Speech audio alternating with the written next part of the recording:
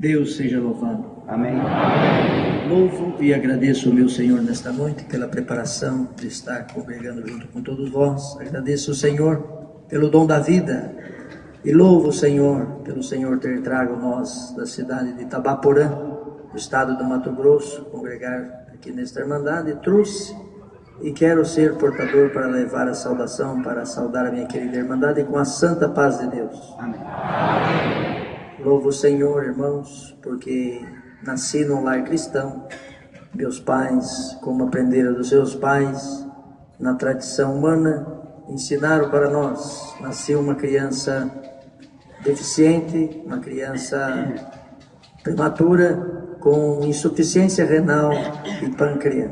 Não tinha os pâncreas em funcionamento e também os rins. Mas minha mãe é uma mulher muito devota, uma mulher que buscava o Senhor. Ela fez uma promessa ao Senhor, que se Deus desse os rins em funcionamento a essa criança, ela veria entregar essa criança para ser um sacerdote de Deus na terra. E se caso Deus não desse o funcionamento também, já era dele esta criança. Louvo o Senhor que o Senhor teve misericórdia da minha alma, me alcançou com misericórdia e me deu os rins em funcionamento. Louvo o Senhor que na época a medicina ficou confundida, mas o nome do Senhor está sendo glorificado nesta noite. Agradeço ao Senhor que no tempo certo, aos 8 anos de idade, minha mãe colocou no seminário, cidade de Blumenau, Santa Catarina, e ali, irmãos, aos 18 anos fui consagrado a padre, de ser o padre mais novo do Brasil. Louvo o Senhor, saí para fora do país e voltando, me assediei na cidade de Trindade. Fui padre naquela cidade por 8 anos. O Senhor me levou ali e na condição de homem de Deus, fazia conforme achava que estava certo as tradições. Mas louvo o Senhor que no tempo certo também o Senhor nos tirou de lá. Louvo o Senhor, na cidade de Nerópolis, um dia o Senhor apareceu com 2 mulheres de Deus e falou comigo a respeito da palavra. Nós não entendíamos, mas aquela mulher chegou e disse: homem de Deus, nós temos um recado da parte de Deus para falar contigo. Eu ali parando para ouvi-las, elas disseram assim: a Santa Bíblia diz assim, que Jesus Cristo desceu até o Jordão a João ser batizado. E quando ele partiu o pão e deu o cálice aos seus discípulos. E na comunhão ele disse que só ele é o intercessor entre Deus e o homem. E o que o Senhor tem para nos falar nessas coisas? Eu disse para ela: o meu caminho é aqui, o seu é do outro lado. Eu sirvo a Deus como aprendi com meus pais. E aqui estamos mais tempo que vocês. E ali, irmãos, tomei em direção e disse para ela: se o meu Senhor quiser falar comigo, ele diz comigo, ele fala comigo. Estas mulheres, uma delas, mais audaciosa, entrou na frente e disse assim: o meu Senhor vai falar contigo. Louvo o Senhor, irmãos, que no tempo passou-se, e quando ia ministrar os batismos, e quando ia ministrar o bocado seco, e quando também ia fazer a confissão, uma voz aparecia no anfiteatro da igreja, e aquela voz falava comigo. Meus companheiros não entendiam aquela voz, diziam que não estavam ouvindo, mas eu ouvia as vozes, e aquelas vozes começaram a atrapalhar-me na ministração. Quando eu ia fazer os batismos, entrava uma voz e dizia: vinde a mim as criancinhas, porque delas é o reino dos céus. Eu pedia para desligar a sonoplastia, mas não tinha ninguém falando. E ali buscava, procurava, mas não tinha. E quando na ministração do bocado seco também, a voz dizia assim: você rouba do meu povo o meu sangue. E aquele que não tem parte no meu sangue, não tem parte no meu reino. E eu procurava meus companheiros e dizia: nós estamos roubando o sangue do povo de Deus. Vamos ministrar o sangue. Mas, irmãos, quem conhece a tradição sabe que ali é ordenança de o homem que está na ministração ministrar só o cálice e o povo só o pão. E mesmo assim o pão é um pão asmo, não é um pão com fermento. Mas, meus irmãos, o Senhor foi maravilhoso com minha vida. Procurei medicina, comecei a procurar para saber o que estava acontecendo comigo. No tempo certo, o Senhor falou comigo. Senhor mandou numa madorna um homem de branco no meu quarto, e aquele homem me disse: vai para o Mato Grosso, Davi, que eu tenho uma grande obra na tua vida. Aleluia. Eu entendi que aquele sinal era um sinal para eu sair desta cidade e ir para a cidade do Mato Grosso. Escolhi a cidade de Várzea Grande, próximo de Cuiabá, porque ali tinha também uma igreja do Divino, e ali fui transferido para aquele lugar, para o seminário do Cristo Rei, e ali comecei a ministrar. Irmãos, em todas as portas que eu achei, eu entrei nelas, para ouvir estas vozes, para ver se essas vozes comunicavam comigo, para ver se eu entendia aquele recado de Deus na minha vida. Louvo o Senhor, irmãos, que se passou os tempos, comecei a ministrar numa escola de teologia e filosofia da Igreja Batista, e ali comecei a trabalhar com aqueles irmãos, e fui convidado a ser pastor daquela igreja. Louvo ao Senhor que no tempo certo também fui para aquele lugar, e ali, irmãos, fui consagrado a pastor daquela igreja.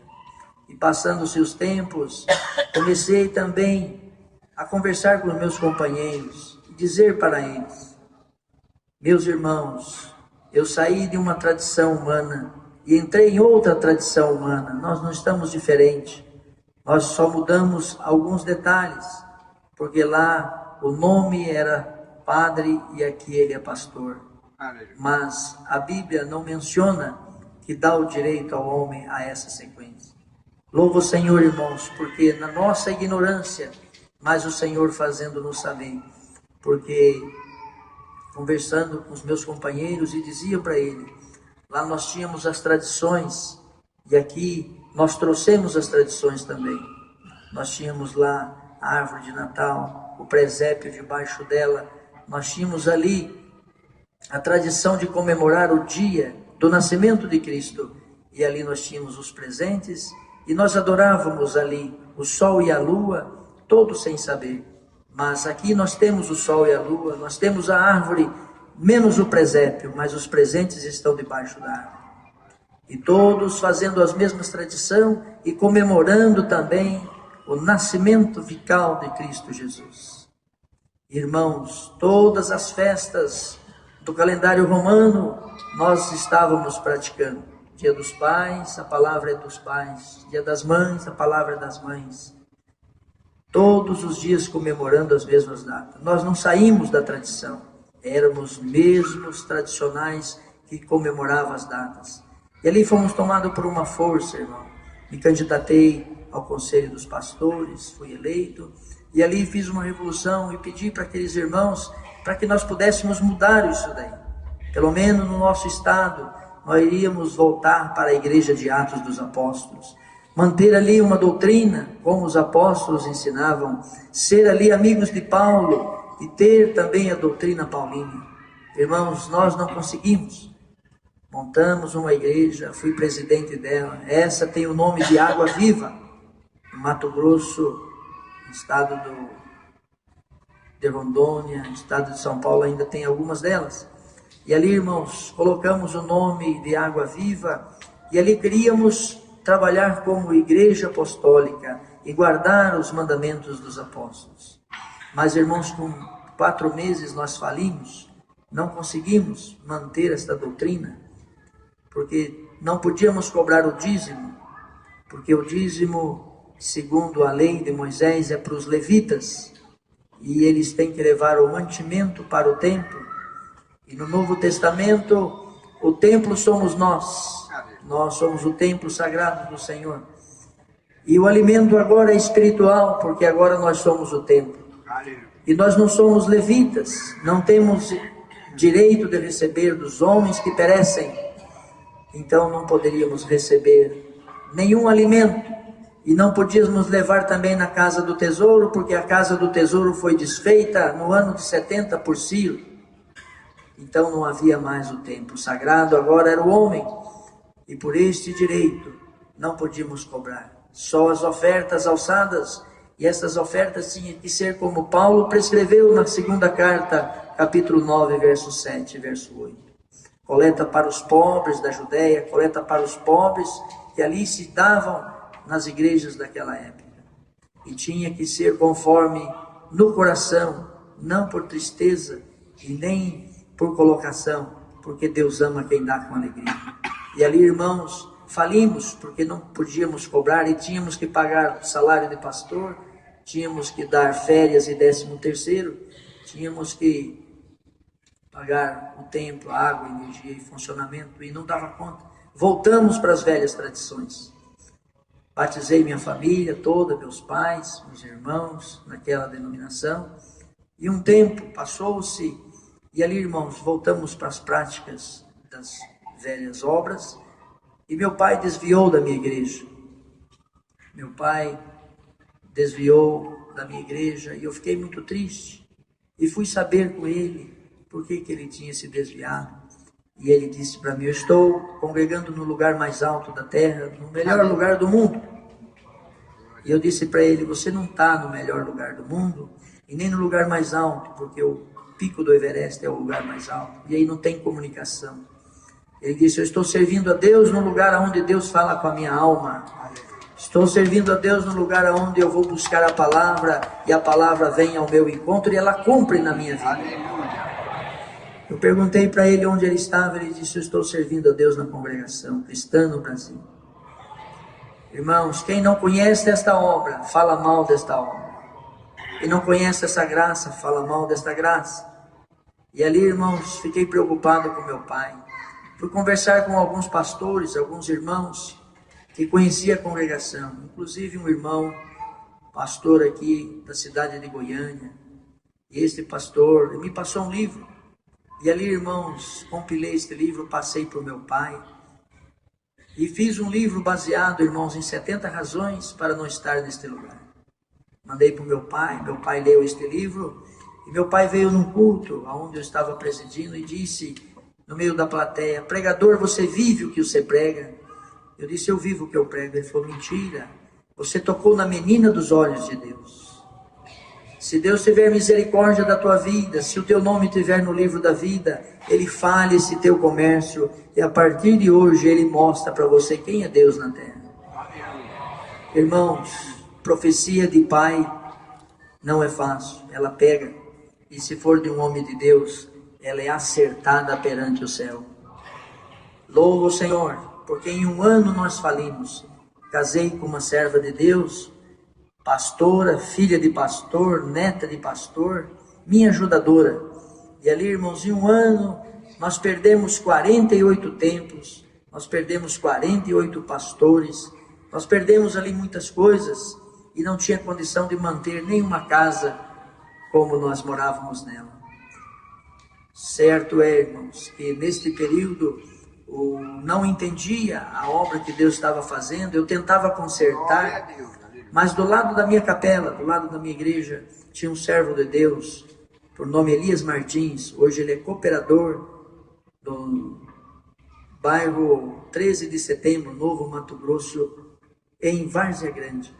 Este servo de Deus, cabeleireiro, ele entrava na minha igreja e dizia assim: homem de Deus, vamos congregar comigo na congregação, porque Deus tem uma grande obra na tua vida.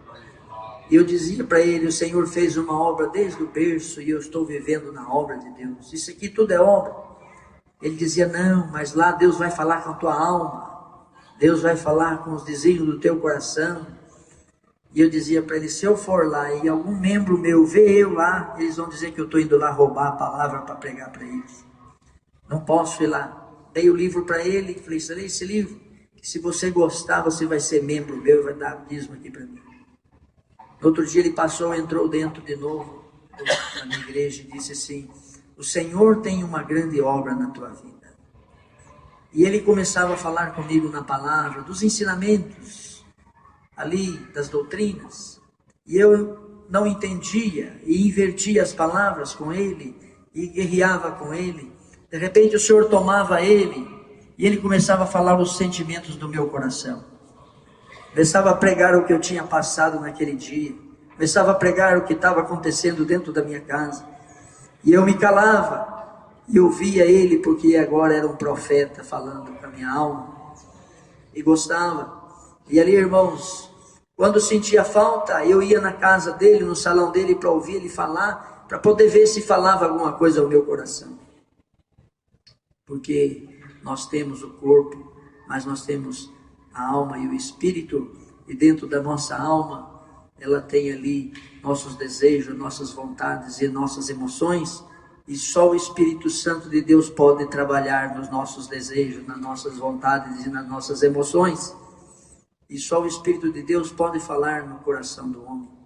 Certo é que ele me convidou um dia para nós irmos numa reunião. E neste culto, irmãos, numa gleba chamada Roncador, dentro do estado, é um lugar muito longe de Cuiabá. E ali eu disse para ele, se for da preparação de Deus, nós vamos. Mas ali, irmãos, eu estava vendendo o almoço para comer a janta. E não tinha como fazer essa viagem, não tinha como ir nessa caravana. E ali eu falei com a minha esposa, falei, eles vão cobrar de nós a passagem, vão cobrar de nós o almoço, vão cobrar a janta, vão cobrar o refrigerante. E nós não temos condições, nós estamos perecendo. E a minha esposa, uma mulher de Deus, ela disse assim, vamos orar ao Senhor. Vamos fazer um voto com o Senhor, que se eles pagarem a passagem, deram alimentação para nós, e deram ali para nós a estadia, Deus vai mandar um profeta, vai falar com a nossa alma, nós vamos acertar aonde nós erramos, e vamos começar do zero, fazer a obra de Deus. Valeu. Nós não sabíamos, irmãos, que quem faz a obra de Deus é Deus, não é o homem. Valeu. E ali, irmãos, fizemos esse voto e fomos para a casa do servo de Deus. Chegando lá, ele disse, olha, servo de Deus, aqui no nosso meio, quando nós fazemos uma caravana, a visita não paga, porque Deus prepara para ela conhecer essa graça. E quando nós fazemos qualquer movimento, o Senhor prepara os alimentos, e aqui não tem pastor, não tem líder, todos comem por igual. Todos alimentam, e o alimento já é pago, porque é preparação de Deus. Aleluia. E ali, irmãos, nós queríamos chorar no nosso coração, mas saímos dali alegre, porque o Senhor ia usar um profeta e ia falar conosco. Saímos dali, irmãos, naquela caravana, acertados, para que o Senhor ia usar um profeta, ia falar com a nossa alma, e ali nós íamos acertar no nosso ministério. Fomos atentos, cuidando de todos os detalhes, porque quem está visitando nós hoje, pela primeira vez ou mais, ele vem aqui para ver todos os detalhes, para ver se é diferente, para ver se realmente está de acordo com a palavra. E ali, irmãos, entramos neste ônibus. As irmãs abriam as vasilhas e davam alimento, bolos, pastéis, salgados, refrigerante, e não cobrava nada. Eu olhava para minha esposa e falava, esse povo perde muito dinheiro. Olha só esse consumo que está tendo aqui, se fosse conosco, era R$1 cada pedaço. E ela dizia, eles praticam o amor. E ali o Senhor abençoou nós naquela viagem. No meio da viagem, um jovem pegou um instrumento para tocar. Esse jovem foi tocar o instrumento, o irmão disse, não toca nesse instrumento, porque esse instrumento é meu. E o jovem disse, você não é músico, como é que você tem um instrumento? E ele disse assim, o Senhor mandou eu comprar um clarinete para levar no roncador, e eu estou obedecendo o meu Senhor. Aleluia. E eu rapidamente corri até esse irmão e falei, irmão, como o Senhor falou com o irmão? Foi com voz humana? Ele disse, não, o Senhor falou dentro do meu coração. Eu disse para ele, irmão, todos nós temos sentimentos. Isso que você ouviu foi sentimento humano? Ele falou, não. Eu estava passando em frente à loja de instrumentos e o Senhor falou, aquele clarinete é em si. Compra ele e leva para o meu servo no roncador. E eu falei, como é que você vai saber quem é o servo que está precisando do instrumento? Ele disse, senta do meu lado. E quando o Senhor mostrar para mim, vai mostrar para você também. Irmãos, chegamos lá no local, sentei do lado do servo de Deus, no último banco. Os irmãos queriam me trazer para frente, eu dizia, não, eu quero ver Deus falar comigo. Sentado lá, irmãos, virei para trás, dobrei meu joelho, orei e pedi para o Senhor para falar comigo naquela manhã daquele domingo, dia 15 de novembro de 2006. E ali, irmãos, levantei da oração e vi que os irmãos oravam tudo para frente. E eu perguntei para o servo de Deus, ô servo de Deus, por que vocês oram olhando para frente? Ele falou assim, você está vendo aquele nome? nós olhamos para frente porque lá está o nome do Senhor Jesus e nós damos honra e glória ao nome do Senhor Jesus. Como vocês lá não tem nome, vocês oram de qualquer jeito, está certo.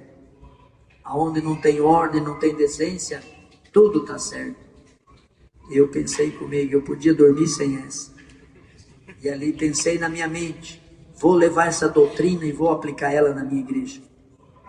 Ali, irmãos, cantamos 3 hinos, um de pé e 2 sentados. E eu disse para ele, irmão, por que tem que ser um de pé e não todos de pé para alegrar o povo? Ele falou, irmão, quando eu chego na sua casa, você está sentado ou deitado, você fica de pé para me receber. E aqui nós ficamos de pé para receber o Senhor. E depois sentamos, porque o Senhor já está no nosso meio. E eu pensei comigo, vou levar também essa doutrina para a minha igreja. Certo é, irmãos, que quando oramos, eu não quis perguntar a ele por que orava de joelho. Porque eu conheço a palavra. E a palavra diz assim, que os profetas oraram ajoelhados, os apóstolos. Os reis oravam de joelho. Todos os levitas e os homens. E Jesus ensinou a orar de joelho. Só um homem orou deitado e só um orou dentro do ventre do peixe. Mas eu louvo o Senhor, que quando levantamos ali, ele disse, você não vai perguntar para mim por que nós oramos de joelho, né? Eu falei, não. Você vai me chamar de hipócrita e de fariseu? E o crente da congregação, por menos que ele não tenha escolaridade nenhuma e nem lê a Bíblia, o Senhor na hora põe a resposta na boca dele. Louvo o Senhor, irmãos, que ali na hora da testemunhança, o Senhor, o cooperador, irmão Roosevelt, quem conhece o irmão Roosevelt, ele é bugre, ele é boliviano, ele não tem muita ciência, e agora ele é ancião, naquela época era cooperador. Ele disse assim, irmãos, nós estamos numa caravana e facultado para só os irmãos da caravana testemunhar. E ali, irmãos, levantou um garoto daquela região, e aquele garoto disse, eu tenho que pagar meu voto que eu fiz perante o Senhor. E ali ele disse, então seja rápido. E aquele garoto levantou e disse, meu pai estava doente, minha mãe doente, nós moramos no mar.